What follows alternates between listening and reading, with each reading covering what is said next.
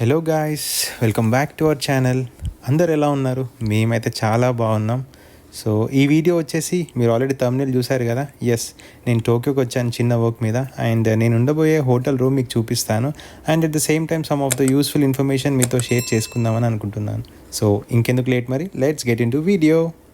నేను ఈ వీడియోలో నేనైతే హోటల్ ఎలా బుక్ చేసుకున్నాను అండ్ ఫస్ట్ టైం ట్రావెలర్స్ ఎవరున్నారో సో ఎలా బుక్ చేసుకుంటే బెటర్ అండ్ ఏ వెబ్సైట్స్ ఉన్నాయి జపాన్లో అని నేను చెప్తాను. సో ప్లీజ్ ఈ వీడియో ఎండ్ వరకు చూడండి. అండ్ ఇఫ్ ఇన్ కేస్ మీకు ఈ వీడియో ఇన్ఫర్మేటివ్ అనిపిస్తే సో మీ ఫ్రెండ్స్కి కూడా చెప్పండి, ఎవరైనా జపాన్కి ట్రావెల్ చేసే వాళ్ళు ఉంటే. ఈ హోటల్ వచ్చేసి టోక్యో టవర్కి జస్ట్ ఒక 300 మీటర్స్ దూరంలో ఉంది. అండ్ హై రైజ్ తీసుకుంటే బాగుంటుంది వ్యూ అని చెప్పేసి నేను 14th ఫ్లోర్ అయితే సెలెక్ట్ చేసుకున్నాను. సో చెక్ ఇన్ చేశాను అండ్ వెళ్తున్నాను. నేనైతే ఎంటర్ అయిపోయాను. సో నా రూమ్ నెంబర్ వచ్చేసి 1410.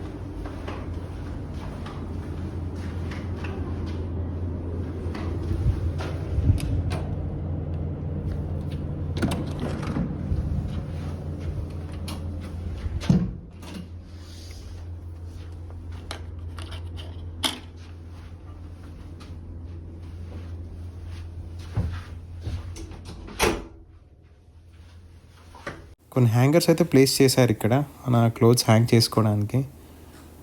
అండ్ ఇది వచ్చేసి small shoe rack and room slippers కూడా ఇక్కడ ప్రొవైడ్ చేశారు. స్మాల్ మిర్రర్ అండ్ సో ఇది అనమాట రూమ్. సో ఇక్కడ రైట్ సైడ్లో మనకైతే బాత్రూమ్ ఉంది. ఇది వచ్చేసి bath area and powder room కూడా. నేను ఇంతకుముందు వీడియోస్లో చెప్పినట్టు ప్రతి బాత్రూంలో బాత్ టబ్ మాత్రం common.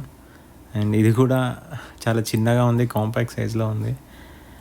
Small mirror and soap, shampoo as usual. And ఇక్కడ గ్లాసెస్ ఎందుకు పెట్టారు అనుకుంటున్నారా?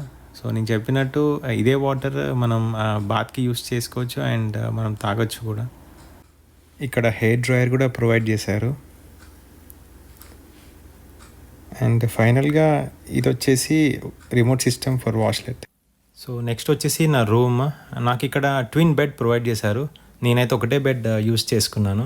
ఒకవేళ ఫ్యామిలీ మెంబర్స్ విత్ చిల్డ్రన్ వస్తే మాత్రం మనం రిక్వెస్ట్ చేయవచ్చు అనమాట. కింద రిసెప్షన్లో మనకి ఇట్లా ఎక్స్ట్రా బెడ్ కావాలి అని చెప్తే వాళ్ళైతే ప్రొవైడ్ చేస్తారు. అండ్ నెక్స్ట్ నా విండో నుంచి వ్యూ మాత్రం ఆసమ్గా ఉండే. అన్లకి ఆ రోజు కొంచెం వర్షం పడుతుంది. డే అంతా వర్షమే, మార్నింగ్ టు నైట్. సో నేనైతే ఏం క్యాప్చర్ చేయలేకపోయాను. అండ్ ఇక్కడ నుంచి మనకి టోక్యో టవర్ అయితే చాలా బాగా కనిపిస్తుంది. వ్యూ మాత్రం చాలా బాగుంటుంది. సో అది కూడా నేను చూపించలేకపోయాను. బట్ నేను ఒక చిన్న క్లిప్ అయితే యాడ్ చేశాను. సో మీరైతే కంపల్సరీ చూడండి ఆ క్లిప్ని. జపాన్లో ఏ హోటల్ బుక్ చేసుకున్నా ఇక్కడ స్టాఫ్ మాత్రం చాలా కోఆపరేటివ్గా ఉంటారు. సో మనం ఏ రిక్వెస్ట్ చేసినా కూడా వాళ్ళు అసలు కాదనరు.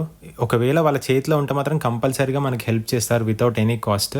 But if any cost additive ఉంటే మాత్రం ముందే చెప్తారనమాట, ఇది కాస్ట్ పారామీటర్ అని చెప్పేసి. అండ్ ఆల్మోస్ట్ అన్ని హోటల్స్లో లాండ్రీ సర్వీస్ మాత్రం తప్పకుండా ఉంటుంది. సో అది మనం యూస్ చేసుకోవచ్చు అనమాట లాంగ్ స్టేస్ వాళ్ళకి. ఇందాక చెప్పినట్టు నా రూమ్ విండో నుంచి అయితే టోక్యో టవర్ని క్యాప్చర్ చేశాను and it's really beautiful. Next వచ్చేసి ఇది హ్యూమిడిఫైయర్. ఒకవేళ మనకి టెంపరేచర్ చాలా డ్రైగా అనిపిస్తే ఇది ఆన్ చేసుకోవచ్చు. And electric kettle, emergency telephone and A mini fridge చల్లగా పెట్టుకోవడానికి.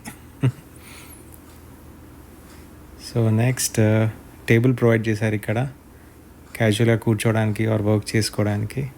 ఇది వచ్చేసి smart television. Local Japanese channels చూడొచ్చు or at the same time ఇంటర్నెట్కి కూడా కనెక్ట్ అవ్వచ్చు అనమాట. ఈ రూమ్ సైజ్ వచ్చేసి 12 మీటర్ స్క్వేర్.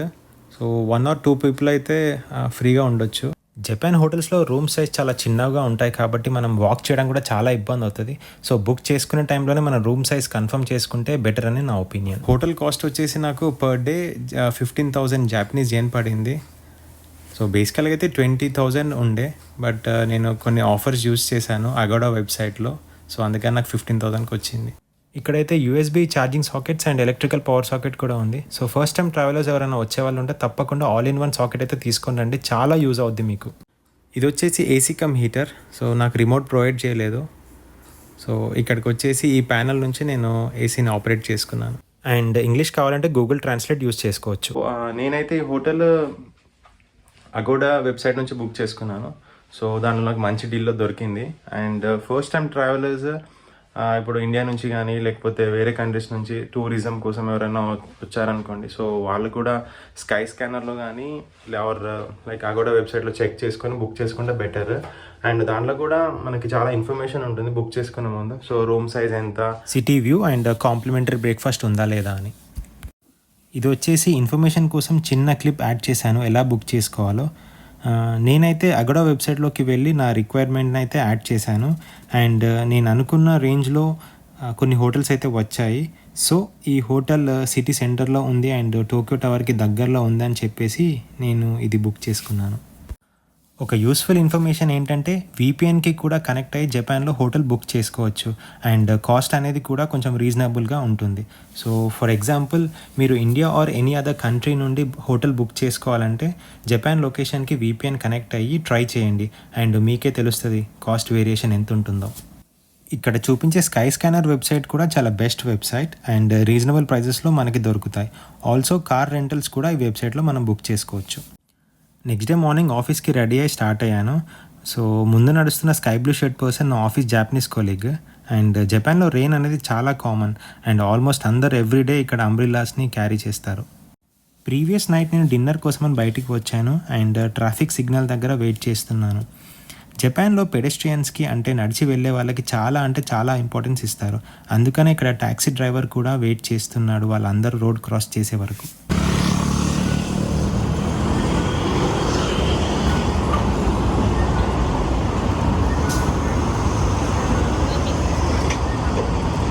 ఎక్స్ప్లోర్ చేద్దామని చెప్పేసి అక్కడ ఉన్న స్ట్రీట్స్లో వాక్ చేశాను. అండ్ అక్కడ కనిపించే ఆ టవరే ద ఫేమస్ టోక్యో టవర్ అన్నమాట. సో ఈ టవర్ వచ్చేసి సిమిలర్ టు ఐఫిల్ టవర్ షేప్లో ఉంటుంది. అండ్ ఇది ఇప్పుడు broadcasting purpose and tourism purpose use చేస్తున్నారు.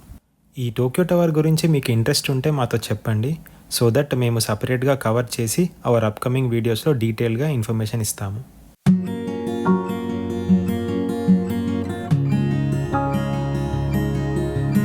సో మీకు ఈ లొకేషన్ నచ్చినట్లయితే కిందున్న కమెంట్ సెక్షన్లో కమెంట్ చేయండి. నేను ఈ లొకేషన్తో పాటు నేనున్న హోటల్ డీటెయిల్స్ షేర్ చేస్తాను. డిన్నర్ చేద్దామని ఈ స్ట్రీట్లోకి ఎంటర్ అయ్యాను. అండ్ ఇక్కడైతే చాలా జాపనీస్ రెస్టారెంట్స్ కనిపించాయి నాకు. టైం అయితే 9 PM అయింది అండ్ నాకైతే ఎవరు కనిపించలేదు ఇక్కడ. Because most of the Japanese people 7 or 8 వరకే కంప్లీట్ చేస్తారు వాళ్ళ డిన్నర్ని. ఇక్కడైతే నాకు ఒక ఇండియన్ రెస్టారెంట్ కనిపించింది and this is one of the famous restaurant in Tokyo area.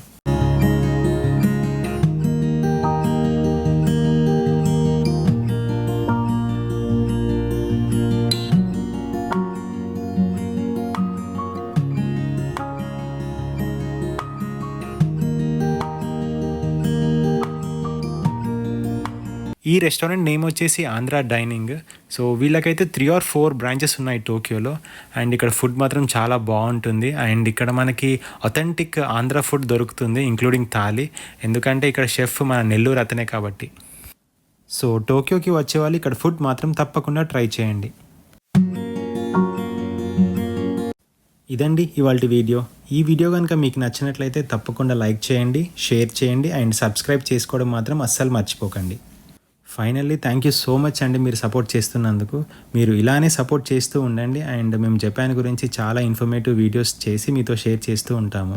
చలో, see you in next vlog. Until then, bye bye, సయోనారా.